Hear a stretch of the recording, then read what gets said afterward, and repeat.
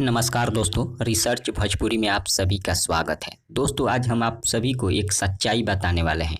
जो नीलकमल सिंह और अक्षरा सिंह का जो विवाद चल रहा है, इस विवाद में अक्षरा सिंह क्या सच में नीलकमल सिंह के ऊपर एफआईआर दर्ज की है या नहीं की है।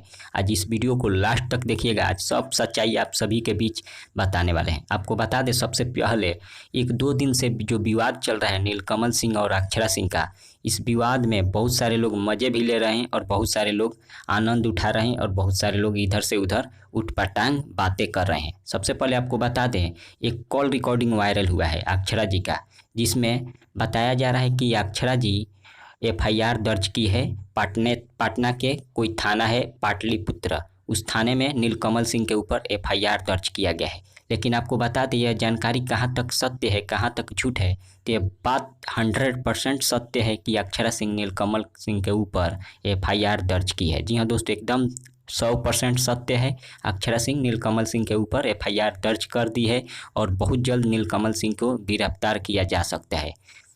बस इतना ही, मिलते हैं अगले वीडियो में। धन्यवाद।